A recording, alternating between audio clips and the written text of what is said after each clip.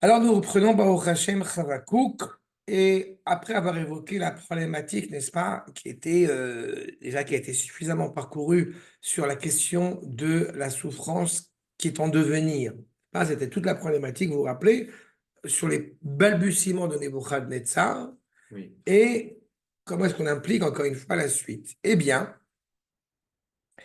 dans le verset 13 que vous avez devant les yeux, puisque nous avons déjà fini cette première partie de l'accord numéro 1 jusqu'à 3, nous l'avions évoqué quand on avait traité Rabakouk, donc je reprends directement au verset 13, okay, Pasuk Yud Gimel, ligne 25, où la question qui est posée, c'est en réalité comment est-ce que, on va le comprendre, il y a deux niveaux bien de compréhension, comment est-ce que Akadosh Baruch Hu, animé d'une telle pureté, peut-il accepter de voir l'innommable? Là, ce n'est plus seulement, c'est intéressant par rapport aux propos tenus par Habakkuk, ce n'est pas seulement la problématique de la souffrance à l'échelle du peuple qui s'annonce, ou qui risque de s'annoncer, c'est à l'échelle du nom de Dieu. Toi qui es si important, comment tu tolères cette brêle? Toi qui es si pur, comment tu peux accepter cette immondice? Cette immondice. Okay. Regardez ce qu'il nous dit. Taor Comment Enaim, sait-on que Dieu accepte? c'est une réalité puisque c'est Akash Baruch Hu qui lui parle. Ah, ok. C'est un prophète. Donc il lui livre déjà en préfiguration ce qui s'annonce, qui est une Oui. catastrophe. Taor Enaim, Meroot Ra. Les yeux sont purs, ne peuvent supporter de voir le mal. Ve'ebit el amal, lotuchal. On regarde, on observe, on toise tout l'effort qu'il a fallu pour mettre en place cette création. Comment pourrions-nous supporter de voir des haineux, de voir des traîtres? Comment lui peut supporter? L'otuchal, l'amatabit bogdim, tarchishi, tu vas te taire, tarchish, le silence, tu vas rester de marbre. Bevala, recha, sadik, nous. En voyant en réalité le pourri qui va avaler celui qui est plus sadique que lui. Sadique nous. Attention, sadique nous ne veut pas dire que on a en face de soi une réalité de tzadikim et de rechaim, mais il est indubitable que Israël, pour le coup, avec toutes les fautes que Israël peut avoir à son actif, il est indubitable que ce n'est pas comparable aux iniquités de Nebuchadnezzar. On ne peut pas comparer cette réalité-là. Hein. Le type le plus, on l'a déjà souvent soulevé cette dernière année parce que malheureusement les parallèles sont nombreux.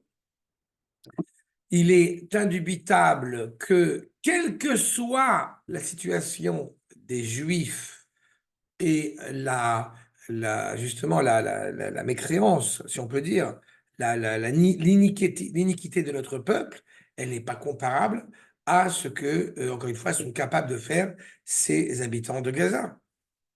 On n'aime pas la cruauté, mais il n'y a pas de cruauté. On vole, on D'autant escroque, plus, parfois on tue. d'autant plus. Mais on n'est Mais jamais tuer, c'est cruel. pas interdit. Non, non, on tue, je veux dire, il y a des assassins. Oui, c'est ça. C'est Mais ça. ils sont jamais cruels, ils tuent Nahon. par passion, Mais ils donc nous tu font voler. comprends C'est que horrible aussi, c'est lamentable. quand tu vois un acte absolument terrible mené, énoncé et annoncé à un prophète comme Habakkuk, tu te dis, ok, on n'est pas parfait. Mais malgré notre imperfection, on n'est pas comparable à leur imperfection. Donc comment est-ce que effectivement tu acceptes sans broncher, sans ouvrir la bouche, je puis dire, hein.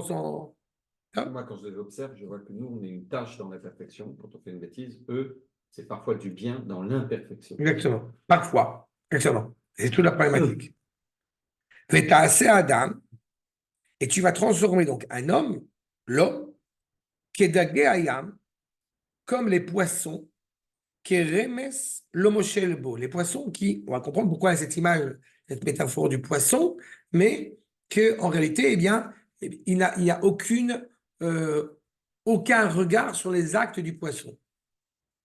Aucun filet, on va voir. Il n'y a rien qui contrôle le poisson. C'est une phrase de Mekoubal, ça, non? On va voir. Ok. Kula, be chaka. Donc, tout ce poisson, toute cette poiscaille, comment dire, Bechaka, Ela, Igreu, Becheramo. Tout elle va quelque part être pris dans le filet, Veyasfeu, Bemichmarto, Alken, Isamach Veyagil. Il va être pris dans le filet, il va, tout cela va être rassemblé, si j'essaie de traduire plus ou moins littéralement, et il y aura une pleine réjouissance. Comment c'est audible, un truc pareil? Alken, Isabach Lecharamo, et ils vont louer, ils vont apporter un sacrifice pour leur horrible méfait. Vaïkater les mechamarto. Ils vont brûler des encens, ils vont louer ce qu'ils sont en train de faire. Ki behema, shemin chelko ma'achalo beria. Un animal, encore une fois, qui a été sacrifié pour, pour avoir profané le nom d'Akash Baruch Hu. Ce n'est pas concevable.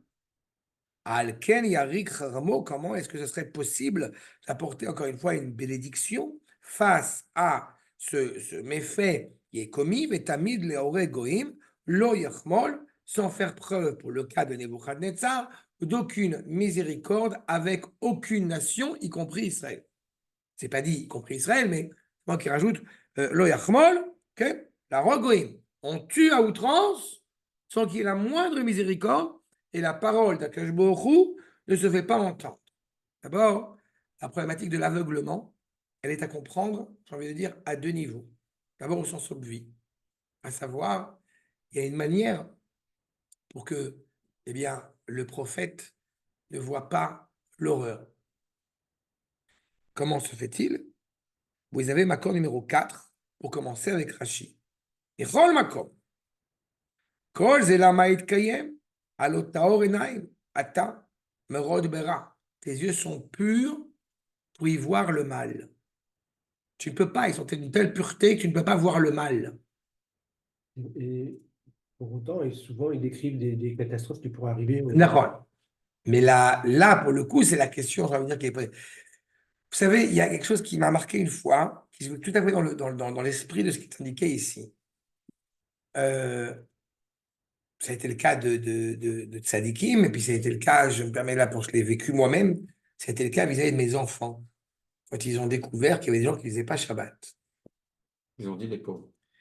On s'en rappelle. Mais il y a quelque chose de profondément... moi, j'ai entendu un maître, un grand maître, qui la première fois qu'il est sorti de Mea Shearim et vu des gens qui circulaient Shabbat, il s'est évanoui. C'est-à-dire qu'il y a quelque chose, on dit, mais quand même, c'est important de connaître la réalité multiple. Ben non, c'est pas forcément l'idéal, il n'y a pas d'idéal à connaître. Alors, c'est même bien d'être choqué par ce qui est choquant.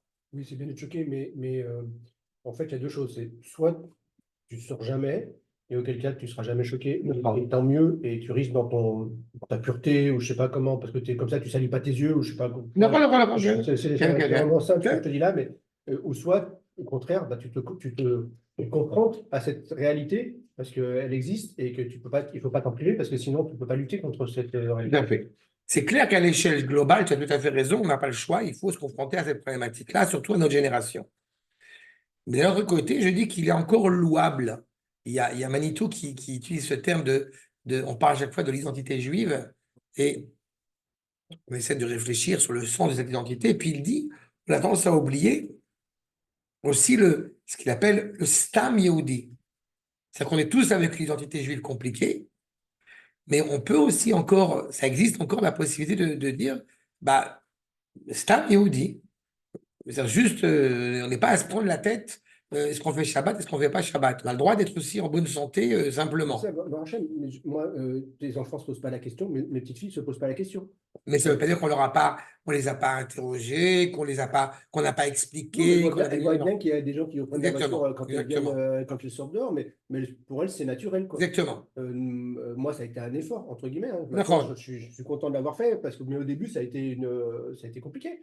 Mais c'est pas tout, c'est pas, je veux dire, j'allais dire, c'est pas inné. Je sais pas Non, mais plus rien, c'est pas. Mais, Ça serait peut-être dû à la rigueur être inné si on avait. Mais la réalité, elle est ce qu'elle est. Mais là, en ce qui concerne, quand il parle des yeux d'Akadosh Baruch Hu. Sauf qu'on peut le comprendre aussi au niveau des yeux du prophète. Moi, je le voyais aux yeux du prophète. Et c'est justement, regardez à quel point ça va. Et habite, que moi habite, elle a mal. Tu vois l'effort qui est, qui est engagé pour pouvoir servir de la manière la plus fidèle qui soit à Kadosh Baruch Hu. La Bible, c'est observe. C'est ouais, toisé. J'ai bien aimé le terme que Toisé. d'être toisé. Je me rappelle de cette expression. Le fait est, c'est que on pourrait se dire, on voit la cruauté d'Akadosh Baruch Hu de laisser voir de telles images, alors que là, le commentaire de Rashi va après quelque chose de très nuancé, et j'y vois plutôt de la miséricorde. Regardez ce qu'il nous dit. Tzadik memenu, sheu mesame et ene tzidkaya.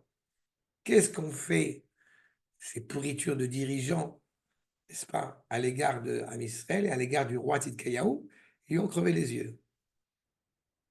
Donc, vous voyez, Kepshuto, Kemashmao, il n'a pas pu voir la destruction du Beth Amikdash.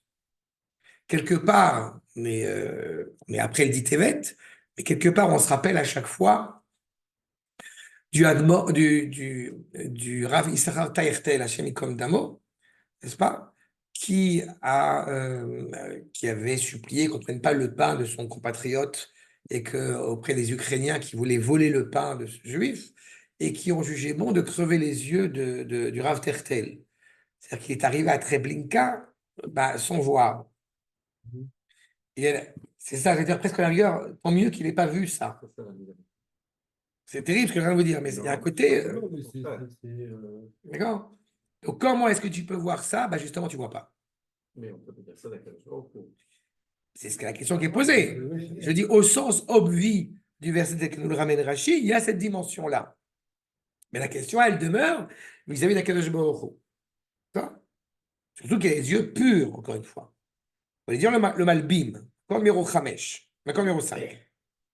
Mitzal midat ha'ashgacha, ou mitzal tzidko. Comme tu dis, on ne peut pas dire ça à l'Akadosh Baruch Hu, parce que ce n'est pas un menuisier. La providence, elle est toujours investie dans le sens de l'histoire. Et il y a deux problématiques. Il y a la providence d'Akadosh Baruch Hu, et puis il y a la justesse d'Akadosh Baruch Hu. Il faut bien comprendre que quand on laisse aller un tel drame, les goïms vont automatiquement dire « il est où votre Dieu ?» C'est la question, encore une fois, qu'on peut entendre souvent quand il y a un drame qui se départ en Israël. Où il est où votre Dieu? Aïe Elohechem. Ve Amahamarim Makbilim. Donc, ce qui va en parallèle, Tahor Enaim, avec la pureté de ses yeux, de pouvoir être en mesure de voir le mal. Lama Tamid Bogdim, Resonoma. Allo Mitzadara Shatzmo, Shu Boged, En Raoui, Shetashgiach Alav. Puisque si tu permets à ce pourri de pouvoir agir, c'est que tu as aussi l'expression d'une providence à l'égard de ce pourri. Donc, ce n'est pas seulement la possibilité de s'interroger vis-à-vis d'Akadosh Baruch Hu, comment est-ce que tu vois un tel défi et tu ne réagis pas, ce qui est la première phrase, la première partie du verset, et la deuxième partie, c'est non seulement tu ne réagis pas, mais j'aurais presque envie de dire, entre guillemets, tu le protèges. Donc, tu agis de manière, excusez-moi du terme, contre-productive. C'est une vraie question légitime. Tashgiach alav, le'atzlicho, pour lui permettre de réussir, be'asher aine ashgachatecha, théorie, alors que les yeux de ta providence sont d'une pureté exceptionnelle de pouvoir voir le mal, puisque nous sommes conscients, convaincus que la volonté de la création s'est amenée à l'expression du bien, comment légitimer cette problématique du mal? Et puis d'autant plus, je le répète, parce que c'est le sens, comment est-ce que à moi, Chavakouk, tu me dis cela, tu me dépeins cela. Ou Mashgiach Alav, le Tova. Ve'abet el amal l'otuchal. Tu observes cela, tu observes l'effort colossal qui est mené pour l'expression, donc ce mal, tu ne peux pas l'accepter. La logique ferait que tu ne peux pas l'accepter. Et donc, la question se pose. Pourquoi tu te tais quand le rachat avale celui qui est plus juste que lui? Alozot neged midat tzedek. C'est à l'inverse. Enlève la problématique de souffrance. Enlève le peuple juif qui souffre. Excusez-moi du terme, on s'en fout. Comme si on s'en fout pas, mais comme si on s'en foutait. C'est pas juste. Mais c'est pas juste. Dans ta justice à toi, le monde ne tourne pas rond. Comment c'est possible? nous sommes convaincus que celui qui fait, on le dit dans la lecture du schéma, c'est le verset auquel ça. On le dit dans la lecture du schéma, si on suit la Torah comme il se doit, alors on est assuré de l'abondance, de la vitalité, de la pluie en son temps, de l'économie, de la bracha. Dans ce cas-là, comment c'est possible que tu accèdes à un truc pareil? Vu un mal gadol, neged hayosher. Surtout que, hélas, autant Nebuchadnezzar que Hitler et Marchemo, que tous ceux qui ont succédé, ils ont fait énormément d'efforts pour aller contre la justice. C'est pas? Aman, vous savez très bien que Aman, ça a été tout un processus. Le Midrash rappelle qu'il a convaincu les nations d'aller contre Israël. Comment tu te tais? Er tachrish al ze. Velo tabit al amal lo tuchal. Ve'er tabit ba'amal gadol kaze. Ve'tachrish velo toshia. Comment? Ou alors tu ne regardes pas. Et dans ce cas-là, je ne comprends pas. Ou alors tu regardes, mais tu n'amènes pas ta providence, l'expérience de ta providence sur cette réalité-là. Voire pire que ça, entre guillemets, tu vas laisser ce pourri agir. Et si effectivement l'expérience de ta providence est indubitable, dans ce cas-là, comment tu laisses faire les choses et tu ne t'engages pas à délivrer le peuple juif? Non, pas qui, parce que je trouve que la question n'est pas complète. Il est presque gentil vis-à-vis de Kadosh Baruch Hu. C'est-à-dire que Kadosh Baruch Hu est passif. On lui dit, on lui reproche de regarder. Mais il n'est pas que passif. Il est actif, on a dit. Il n'est pas que passif, justement. Il est actif, mais à l'inverse de ce qu'on attendrait d'Akadosh Baruch Hu. Oui, mais là, il lui dit pourquoi tu laisses faire, laisser faire, c'est du passif. Okay. Pourquoi tu regardes sans rien faire, mais on ne dit pas pourquoi tu es à l'origine de ça. Parce que quand Akadosh Baruch Hu a créé le monde, il savait que ça aurait lieu. Tout ça, c'est. Ça, c'est évident. Alors, non, mais cette question la question d'origine, elle n'est pas tellement pas tellement à sa place, parce qu'en réalité, elle est diffusée comme elle est énoncée un peu autrement. C'est-à-dire que la réalité, c'est pas de savoir que je me sait un problématique du libre arbitre. On va y revenir dans quelques secondes. Ça, c'est notre problème. Ça, c'est notre problématique. Pourquoi il fait? Non. Je vais y revenir dans 2 secondes là-dessus, parce que tu soulèves une question qui nous sort de ça, mais c'est important d'y répondre aussi. Il dit oui, non seulement tu n'agis pas pour protéger ceux qui sont dignes d'être protégés, mais tu agis en protégeant ceux qui sont indignes d'être protégés. Entendu. Donc, ce n'est pas passif. Non, ça revient au même de ce que j'ai dit. D'accord? Oui. Mais ce n'est pas la question d'origine. Parce que la question d'origine, elle empêche la possibilité du libre arbitre d'être. Akadosh Baruch Hu, dans le monde qu'il a façonné, eh bien, il importe que le monde soit régi, la Torah lo bashamayim hi, la Torah n'est plus dans le ciel, il importe que la Torah soit régie par un comportement humain digne de ce nom, avec la possibilité de l'inverse. Tu nous l'enseignes tout le temps. D'accord? Mais Akadosh Baruch Hu est au courant de ce qu'on va décider. Mais la question de Nous, parler, non, la question de parler d'un courant d'Akadosh Baruch Hu, de savoir ou de ne pas savoir, elle ne rentre pas en ligne de compte. Pourquoi? Et souvent, cette remarque que j'aime répéter, c'est que la question, elle est posée au Rambam. Certains maîtres ont l'habitude de dire Akadosh Baruch Hu sait ce que tu vas faire, mais ne sait pas ce que tu penses. Et puis certains vont dire Akadosh Baruch Hu sait ce que tu penses, mais ne sait pas ce que tu vas faire. D'accord? Non, les 2 phrases que je viens de dire maintenant sont de l'hérétisme absolu. Oui. D'accord? Oui. Puisque ça remet en cause l'infini absolu d'Akadosh Baruch Hu. Oui. Donc, on demande au Rambam. Et le Rambam nous répond une phrase que j'aime beaucoup, à savoir, il n'y a pas de réponse à cette question, parce qu'il n'y a pas de question. Oui. Pourquoi il n'y a pas de question? Et c'est là où j'arrive à cette problématique de l'origine, c'est que la notion de connaissance ou de non-connaissance chez Akadosh Baruch Hu n'a pas lieu d'être. On est obligé d'utiliser un terme similaire entre le cheval qui mange et l'homme qui mange, mais en réalité, ce sont 2 activités pour le cheval et pour l'homme qui n'ont rien à voir l'une à l'autre. Le cheval, il n'est pas en train de faire une bracha avant de consommer son foin. Il n'y a pas de divrei Torah dans le repas des chevaux ensemble. Et pourtant, il est bien évident que ce n'était pas un surplus, ce n'est pas un accessoire dans un repas, la beracha. C'est l'Elohim, Est-ce que non? c'est pas Allez, pour ne pas répondre à la question? Parce que finalement, on ne répond pas à la question. Si, Moi, j'aimerais avoir la réponse. mais c'est la réponse. C'est de savoir qu'il n'y a pas de question. C'est la réponse.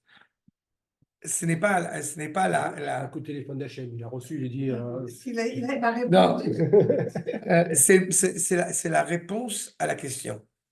C'est la réponse à la question, le fait de savoir. Oui, mais il n'y a pas de question parce que non, encore une fois, la question de Chava Kouk, faut bien être conscient. Nous parlons à quelqu'un qui est à l'expérience de la prophétie. D'accord? Donc, il est en contact direct avec Akadosh Baruch Hu. Jusqu'à là, c'est clair. Donc, la question de savoir, lui qui est en phase avec Akadosh Baruch Hu, il l'interroge sur cette réalité-là. Et alors? Sauf que, je dis à moi, en tant qu'être humain, quand je m'interroge sur la problématique de la connaissance d'Akadosh Baruch Hu, je suis soumis à une erreur de discernement. Je fais de l'anthropomorphisme. C'est ça. J'ai Exactement. compris. La réponse du Rambam est tombée par terre. Elle est fondamentale. Je ne peux pas rentrer Akadosh Baruch Hu dans mon esprit. À partir du moment où tu arrives à la considération que Akadosh Baruch Hu, c'est bon, j'y adhère. Mais alors, de se mettre dans la même. Donc, on va dans la Avodah Zarah. Comment on peut demander à Kadosh Baruch Hu pourquoi il laisse faire? Pourquoi on ne parle pas du principe? Parce que là, il y a. C'est pour le bien. Parce que d'abord, à deux niveaux. C'est ce qui nous laisse entendre tout au long de ces premières questions. Comme je vous dis, on n'a pas encore reçu la réponse d'Akadosh Baruch Hu. Pour l'instant, on n'est que dans le questionnement, mais ce questionnement, il a une valeur extraordinaire. Un, par rapport à la souffrance du peuple qui s'annonce. Et deux, parce qu'on est des êtres humains, justement. Et deux, vis-à-vis de la justesse du projet divin. Tu légitimes quelque chose. Tu as annoncé que le monde est régi par des choses très claires. Nous prenons, et c'est toute la difficulté du juif traditionnel, si je puis dire, de l'hébreu traditionnel, nous prenons le monothéisme absolu. Donc il n'y a pas de Dieu du bien et de Dieu du mal. Et par conséquent, je m'interroge sur cette réalité-là. Ok, on peut accepter, de fait établi, qu'il est judicieux qu'il y ait des remontrances à l'égard du peuple. On peut l'accepter. Le peuple ne se comporte pas bien. Tu acceptes qu'il y a une remontrance. Mais il y a une différence entre une remontrance, quelle qu'elle soit, et massacrer je ne sais pas combien de milliers de juifs à Gaza. Mais il y a une nuance entre les deux. D'accord? On n'a pas compris. On n'a pas suffisamment compris. Nbaya. On a un comportement qui est comparable à ce que ces pourritures sont en train de faire en face de nous? Non. Donc la question, elle est posée. C'est une question à la limite de l'humain. C'est-à-dire que c'est une question qui est adressée à Hachem parce qu'on est des humains. On a besoin. Non, ce n'est pas que ça. Ce n'est pas que ça. C'est la question qui est posée vis-à-vis d'Akadosh Baruch Hu dans la justesse du projet qui s'est engagé, encore une fois, à mettre en place. Ce n'est pas seulement vis-à-vis de l'humain. Justement parce qu'on a confiance dans le projet divin, qu'on a confiance. Non, il ne dit pas que c'est la question vis-à-vis de l'humain. Ce que dit Sylviane, c'est que c'est la question limite qu'un être humain peut poser. Ouais. J'ai compris ce que Sylviane dit. À la limite, parce qu'on est limité en tant qu'humain, c'est ça que tu veux dire? C'est quand on dit. Sylviane, tu ne peux pas te promener sans moi. Je suis ton traducteur officiel. Encore une fois, on est perplexe vis-à-vis de cette réalité-là, parce qu'on prend ça très au sérieux. Encore une fois, il nous importe de prendre tout ça au sérieux. Je suis à chaque fois fasciné par ces problématiques qui permettent de soulever le Tanakh, d'où l'importance, une fois n'est pas coutume, d'où l'importance d'étudier le Tanakh, c'est que Dieu sait, comme j'ai l'occasion de l'évoquer, tous ceux qui pensent que, c'est le cas de le dire, tous ceux qui pensent à chaque fois que l'homme va trouver dans la religion, eh bien, le salut, le réconfort, d'accord? On voit à quel point c'est très confortable. C'est très confortable. On est terraillé, on est tiraillé par cette question. Et elle est essentielle. Regardez le Ramat Valim, accord numéro 6. Anavi matmiya, alma shakadosh baruch hu mekayem et hara ou mashgiach alam. Tu vois que c'est mekayem, c'est pas un passif. Ah ouais. Non, là, c'est la réponse à la question. Oh, J'ai tout faux. le mal existe. Ouais. Pourquoi tu tolères cela? Et après, moi, je répète, si le mal existe, c'est qu'Akadosh baruch hu le tolère. Oui, mais est-ce que le mal, c'est par rapport à ce que nous on voit ou par rapport à ce qu'elle est, si tu veux? Qu'est-ce qu'il en sort? Il était mieux à 59 ans. Qu'est-ce qu'il en sort? Non, mais ça, je comprends tout à fait ce que tu dis. Mais qu'est-ce qu'il en sort? Quand tu donnes une fessée à ton fils, ton petit-fils, d'abord, bien, il y a une dimension pédagogique. D'accord? Oui. Mais pour le coup, tu vas pas dire, ça fait rentrer un peu dans les sujets que je vais traiter cette semaine, 6 millions de juifs, c'est pas une fessée. Nova, c'est pas une fessée. L'Avdil, Nova, c'est pas une fessée. D'accord? Mais chaque soldat qui meurt tous les jours. D'accord? Non, à la rigueur, les soldats sont que Dieu préserve sans être tout à fait indifférents à dit, mais on est en guerre. C'est des mondes. Oui, mais tu comprends que c'est des mondes qui partent pour de la vermine. Quand même. tu as tout à fait raison. Des gens hors du commun pour rien. Pour Non, des choses qui sont tu as tout à fait raison, mais on est en guerre. Bon, on n'est pas dans la même considération. Le fait que tu puisses avoir Kfir Bibas, qu'on ne sait pas s'il est vivant Birklal, tu comprends, cette réalité-là, mais et une famille entière, elle est insoutenable. Là, ce n'est pas une fessée, là. D'accord Et pourquoi alors? ben, On est en train d'étudier. La question, elle est dans la réponse. Non, il dit pour comprendre. Non. Non, ce que dit le Rama, ce n'est pas par rapport à la souffrance, il évoquer ça par rapport à la connaissance d'Akadosh Baruch Hu. Il ne faut pas essayer de rentrer l'esprit d'Akadosh Baruch Hu dans l'esprit de l'homme. D'accord? Ça, c'est fondamental. Comme je me permets cette petite boutade, c'est pas lui qui travaille chez nous. Non. D'accord? Maintenant, en tous les cas. Moral disait, je ne suis pas le secrétaire du monde. Exactement. Exactement. Mais là, on a affaire à une réalité qui interroge sur la providence d'Akadosh Baruch Hu. Je répète, pour Akadosh Baruch Hu lui-même, Veu keneged tivo, et keneged retsono. C'est contre sa nature, contre sa volonté. Eino samer b'ma'asim haraim. Il ne peut pas être réjoui. Encore une fois, vous savez pertinemment que quand Akadosh Baruch Hu a façonné l'homme, il a dit Alvaï chez Ya'amod. Mais Moyadav va nous rappeler le Midrash, va nous rappeler Rashi. Il a mis carrément, alors que toute la création, il a façonné. C'est la mode. Toute la création, il l'a façonné avec sa parole. Et concernant l'homme, il y a adjoint les mains. En disant, Alvaï chez Zeyam, que Dieu fasse que ça marche, a dit Dieu. Je n'ai pas de traduction plus fidèle que Alvaï chez Yamod, que Dieu fasse que ça marche. Donc, on a en face de soi une réalité qui est tout à fait l'antithèse du projet divin. C'est pas possible. C'est ça qui est la perplexité. C'est pas seulement par rapport à l'humain, je répète la souffrance, c'est par rapport à ton projet. Bema Simaraim ou Bema Rotraot, des choses dramatiques. Et la Mishara.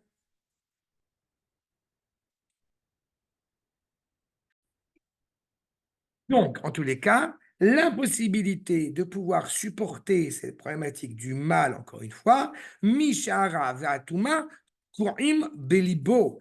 Le Nebuchadnezzar, c'est un pourri. Ce qu'il est en train de mettre en place, c'est une catastrophe.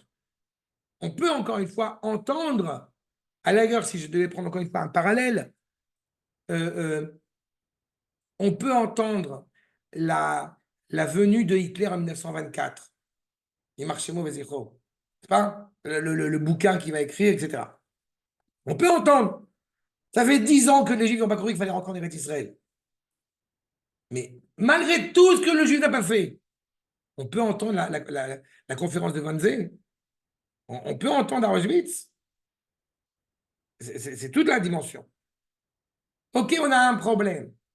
On a un problème avec Gaza, on ne sait pas comment le gérer. Si on est en plus, si on est coupable, on n'est pas coupable, je ne rentre même pas dans la problématique, mais la guide. Mais à un moment donné, une colle à cavote, on ne va pas tout légitimer, tout justifier. C'est absolument affligeant. Comprenez, à cause de la pauvreté, donc Bin Laden a envoyé les avions sur les tours.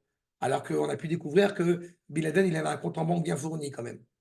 Comme quoi, la pauvreté n'excuse pas tout. Il y a quelque chose de pourri. Hein, quelque chose de pourri dans mon royaume. Vezeu, Siman Mouvak, la kirtivo shel kol adam. Il est clair que doit être à ce moment-là vécu, reconnu, vu la nature profonde de l'homme. C'est compliqué pour nous parce qu'on est tellement animés à être les descendants, les fils de Abraham, Yitzhak et Yaakov, qu'on a un regard automatiquement bienveillant à l'égard de la créature, quelle qu'elle soit. Ce qui a de profondément positif, mais aussi dangereux. D'accord? On est animé par cela. Je rappelle toujours cette phrase dans la liste de Schindler, où il y a cette dame qui dit « Ils ne peuvent pas nous tuer, on est leur main-d'œuvre. Ils ne vont pas tuer leur main-d'œuvre. » C'est une phrase tirée du film, mais je suis presque persuadé que c'est tout à fait audible dans ces considérations-là, de gens qui ont produit ce genre de propos. Velachen, Atzadik, ou celui qui est allé par la justice, il est clairement triste de voir des actes problématiques, de voir des images mauvaises. Les fiches et libo tahor, parce que son cœur est pur. Vechol sheken sadiko sheolam shiwa kadosh baruchu tahor betachlit teora. Vous comprenez que si on est capable, je parlais des soldats, vous comprenez que si on est capable d'avoir la larme à l'œil quand on voit des gens qui tombent, quand on voit des souffrances qui sont inscrites dans le peuple juif, d'autant plus celui qui est le tzaddik par excellence, c'est-à-dire Akadosh Baruch Hu. ולמה יניח אל הרשע? שיוכל לבלוע צדיק ממנו. בסדר? Quand est-ce que... Donc, pourquoi est-ce qu'effectivement on va laisser quelque chose de profondément problématique, comme on a dit, l'ivloat tzadik menu, quel omar? Shah rechaim shem achitzonim, les rechaim sont clairement, c'est ce que Rav appelle le Ramat Vali, les chitzonim, c'est des goïms.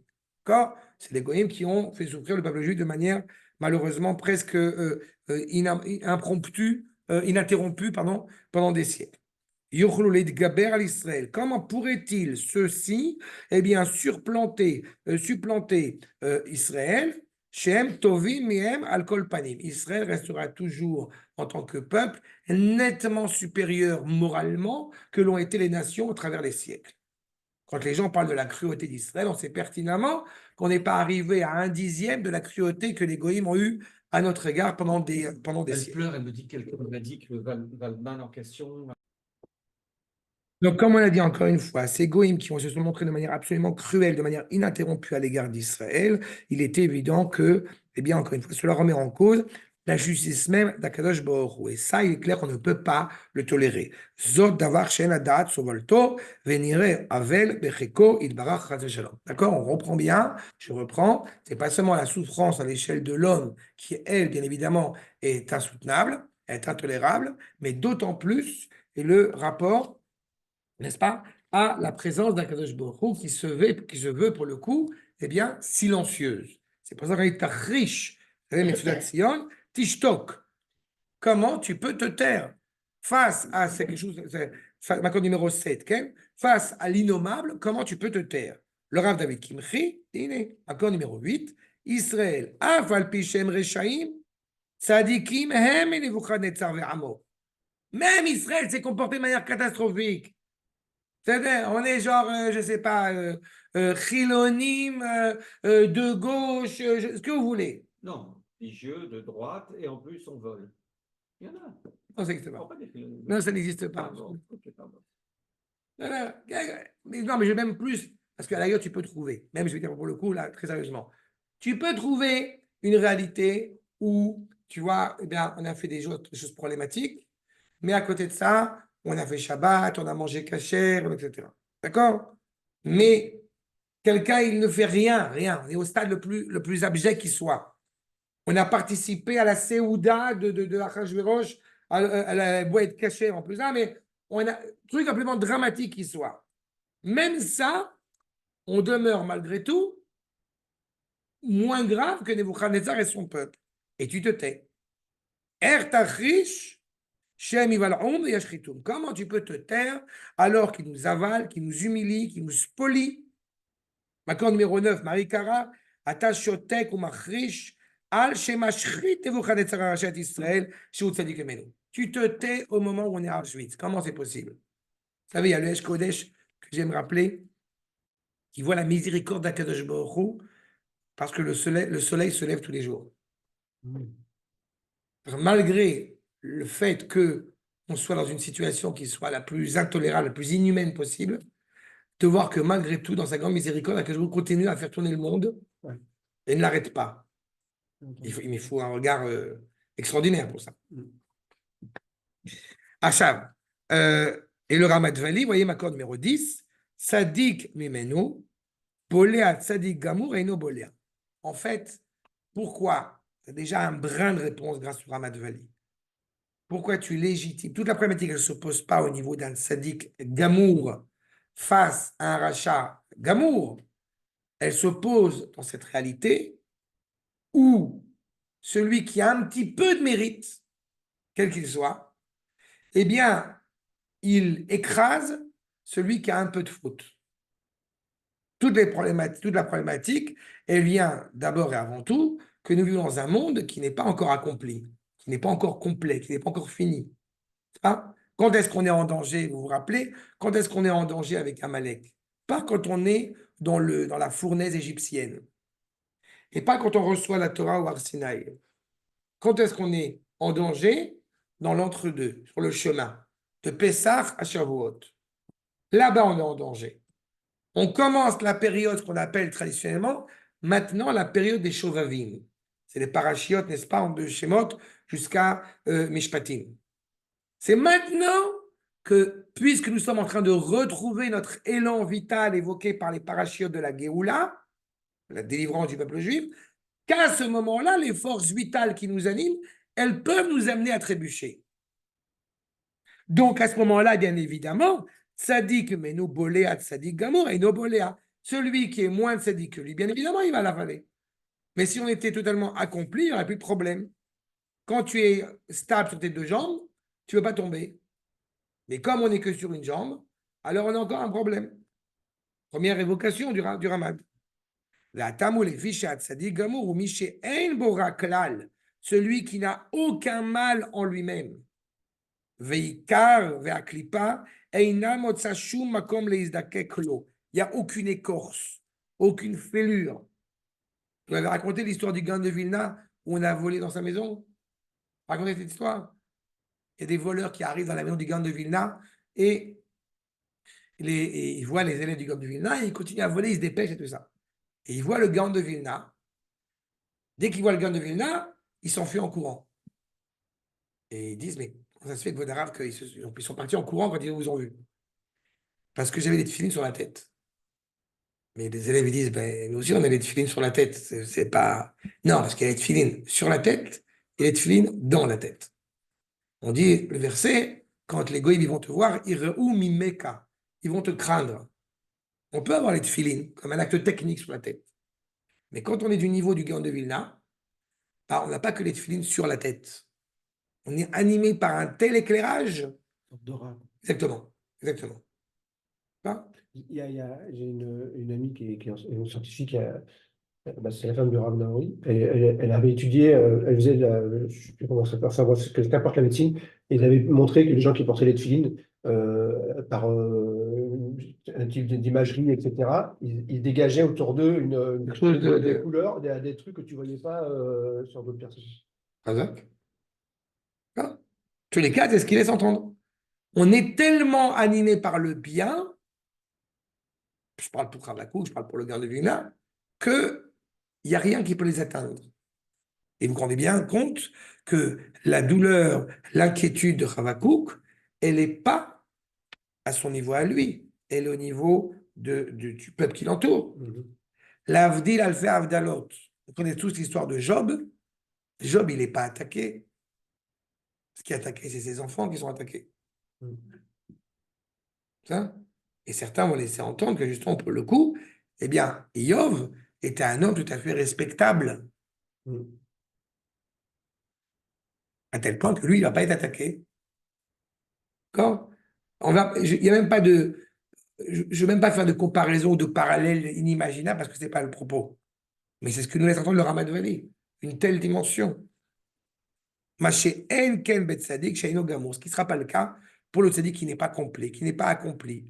Chez Eshbo Izera, le matzah et mino venirou. celui qui n'est pas totalement complet, accompli, entier, fini, il va être souillé. Mais la reine Tzadik Meno Boléa Tzadik Gamour et no Boléa. Donc c'est pour ça que celui qui est plus tzadik que lui, eh bien, il va avaler, alors que celui qui serait totalement accompli ne va pas être avalé. Ça nous renseigne sur quelque chose de très important dans ce que nous soumet ici le Ramat Vali, c'est qu'il y a cette mode qui existe maintenant depuis un certain nombre d'années, qui me fait toujours beaucoup rire, c'est quand on parle des grands personnages de notre histoire, en disant, mais ce ne sont pas des êtres humains. Napoléon, par exemple. Non, je parlais plus de Moshe et de Myriam et de Aaron. Ça, on est des hommes qui sont des hommes et des femmes qui sont d'une grandeur exceptionnelle. Il faut bien comprendre que quand on parle de David, on ne parle pas du petit David Benita. C'est de quoi on parle. Même avec leur grandeur, la question qui se pose en fait, c'est ils sont purs, mais le peuple n'est pas pur. On est toujours dans ce questionnement. Oui, mais la question de pureté que tu évoques, elle n'est pas coupée du monde. Non, mais d'accord? Quand on pose la question à Kadosh Baruch Hu, en fait, c'est une question que chaque juif doit se poser par rapport à sa responsabilité du travail. C'est ce qu'on a à faire. Mais tu comprends bien aussi que quand justement je parle volontairement de ces gens qui sont animés, je ne parle pas forcément de pureté, mais plutôt de Gudusha, vous comprenez bien quand on parle de cette dimension exceptionnelle de ces grands hommes, de ces grandes femmes, ils ne sont pas coupés du monde, bien loin de là. Parce que la plupart des gens qui vont être comment dirais-je, qui vont être vus comme étant des grands hommes, les grands Mekoubali, ils sont en général, malheureusement, des gens qui sont coupés du monde. Vous comprenez que Rabbi Shimon Bar Yochai, il n'est pas coupé du monde. C'est un grand homme, il n'est pas coupé du monde. Moshe Rabbeinu n'est pas coupé du monde. Chavakouk, il n'est pas coupé du monde. Shlomo Amelech n'est pas coupé du monde. Bien comprendre cette nuance-là. La notion de pureté, c'est pas, justement, ce n'est pas de ne pas connaître les problématiques du monde. C'est pas vivre dans le monastère. On dit que c'est un tzaddik gamour parce que justement, il vit pleinement dans ce monde, mais avec une prise de conscience, encore une fois, de la valeur du monde qui est tellement intense qu'il n'est pas touché. Mais à l'inverse, dans le cas où nous voyons clairement ce peuple qui ne voit pas la providence d'Akadosh Baruch Hu, on a parlé des poissons tout à l'heure. Regardons ce que nous dit, s'il vous plaît, Makor numéro 11. C'est pas? Ok. Makor numéro 11. ותעשה אדם לפני נבוכדנצר הפקר כדגי הים שכל הרוצה לצוד צודה מהם. Les poissons, on peut les chasser comme on veut. C'est pas? C'est-à-dire qu'avec Nebuchadnezzar, c'est comme si l'homme était comparé en réalité, comme on dirait de la chair à canon. Enfin, la chair à canon, en l'occurrence, c'est de la chair de poisson tout court. C'est-à-dire, le monde est devenu fou. Le monde est efker. Le monde est à l'abandon. Donc c'est nous qui sommes considérés comme des poissons. Pour le coup, oui. Ben, c'est l'image qu'on a.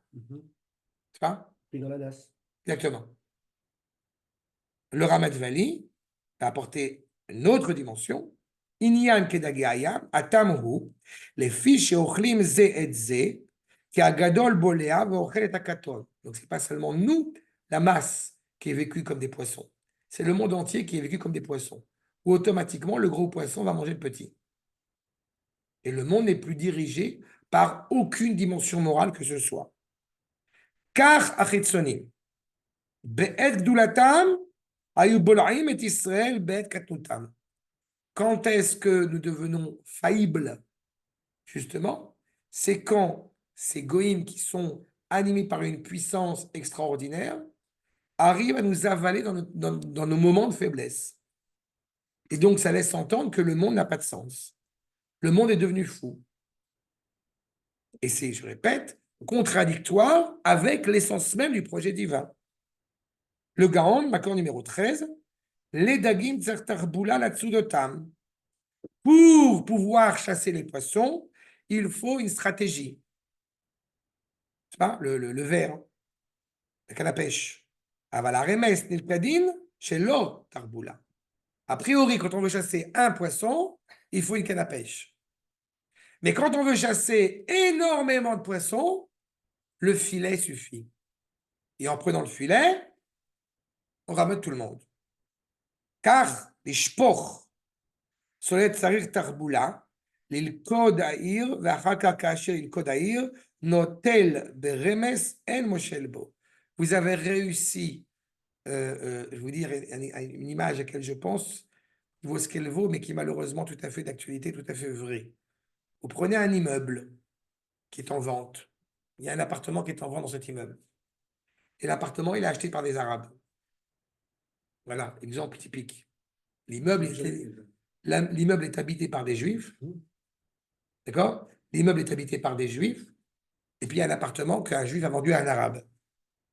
Malheureux, même à double prix. Qu'est-ce qui se passe après pour la suite des appartements dans l'immeuble? C'est une réalité, hein, malheureusement. Quand tu veux chasser un Juif, quand tu veux justement mettre à bas un Juif, ok.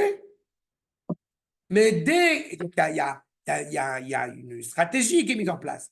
Mais quand on veut mépriser, on veut affaiblir un maximum le peuple juif en tant que tel, on a l'impression du coup, je répète, que le monde est en effervescence, le monde est en abandon. Combien de fois il m'est arrivé d'expliquer que le soldat que tu évoquais tout à l'heure, ou les juifs qui sont en otage, ce ne sont pas des juifs en otage. Ce ne sont pas des juifs ashkénazes, kibbutznikim, chilonim ou pas chilonim en otage. C'est le Ham Israël qui est en otage. Le soldat qui est à la station, vous savez très bien que la station de bus, quand on demande à un soldat de surtout de ne pas monter en stop, de faire avec qui il monte, etc., c'est une cible. Pourquoi c'est une cible? Parce que le soldat n'est pas un être individuel. C'est l'expression de l'État tout entier. Donc, si on légitime le fait de pouvoir comme ça maltraiter un soldat ou une famille juive dans ce cadre-là, il est évident qu'on ne peut pas le comparer à un acte brigand, je ne sais pas, entre la mafia de je ne sais pas qui et je ne sais pas quoi. C'est exactement cela. Le sentiment qu'il en sort, c'est qu'il n'y a pas de justice. Et pas seulement, je répète, pas l'homme est un loup pour l'homme. Non, il n'y a pas de justice dans le projet divin qui est énoncé. Il n'y a pas de volonté divine qui s'exprime. Enfin, je termine sur ce point. D'accord, 14, numéro, le Malbim. Im nomar, shekol ze ne'esa belo hashgachatra v'yidiatra. Si on disait, par exemple, que tout cela a été fait sans ta providence, sans ta connaissance, on retrouve les propos du Rambam qu'on a évoqué tout à l'heure. Ki masarta et bnei Adam el amikre. Même là, vous voyez, c'est nuancé. Disons que c'est fait sans ta connaissance, sans ta providence. C'est quoi sans ta connaissance, sans ta providence? Tu as abandonné. C'est comme j'aime cette image. C'est qui c'est qui avait parlé de ça? Ah, Martin Buber. Il parle de la Shoah comme étant l'éclipse de Dieu. Mais quand on parle de l'éclipse de Dieu, que Dieu est toujours présent dans cette image-là. C'est pas? Il n'y a pas une seule fois la possibilité d'évocation qui n'est pas la lune, parce qu'on ne la voit pas qu'elle est présente. C'est en train de nous dire ici. Disons que Masarta et Bnei Adam, tu les as donnés à, pas en pâture que Dieu présentait, tu les as donnés à qui s'assument. Veistarta panechamehem, tu t'es caché d'eux.